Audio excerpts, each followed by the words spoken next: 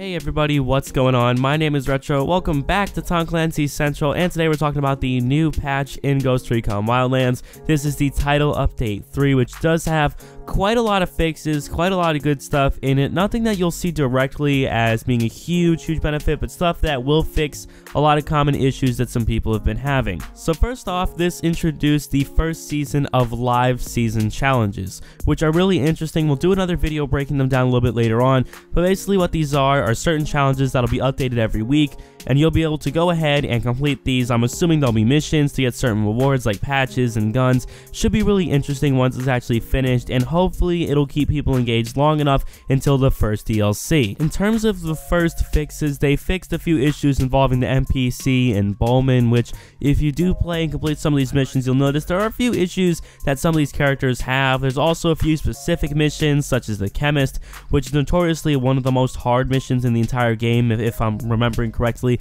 They also fixed the Marcus Jensen mission and a few others where they just kind of updated the way these characters work and make sure that the missions actually have a better flow. They also fixed quite a lot of interface bugs, which I'm actually very happy with. The biggest one, at least for me, is they fixed the bug where it says the return to the area of operations message up on your screen. I've had that multiple times, and even after you go and you return back to like the playing zone, it'll still keep that message on your screen sometimes. It's a really bad bug. People noticed it in the beta and actually took advantage of it.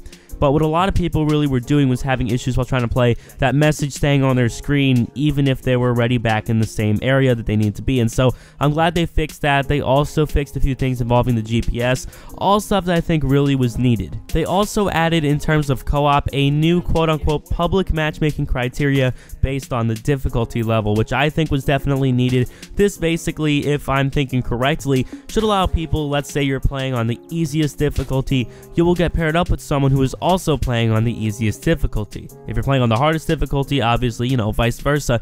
This should be good because it'll keep people all on an even playing field, and the enemies versing me, as opposed to the enemies shooting at one of my friends, won't be different. And finally, in terms of just standard gameplay improvements, the Type 95 LMG's extended magazines can now be used when you purchase them in game. I guess there were some issues with that. They also fixed like some glitches when people would like fall into walls and they'd get like fall damage. I don't know, there are a few weird issues here. You guys can go and read them yourself in much more detail than I can explain, but they also touched upon the advanced suppressor, and now the damage reduction is like, it's all fixed and it's all even. So you guys can go check these out down below in the description, but all in all, this was a really good patch, just overall fixing a lot of complaints and a lot of reasons why people have maybe either not been playing this game or simply gotten upset with it. So hopefully this will improve it for a lot of people. Definitely go check it out. Links down below in the description. Thank you guys all so much for watching. We really do appreciate the incredible support on this channel. My name is Retro. I will see you all in the next one. Later.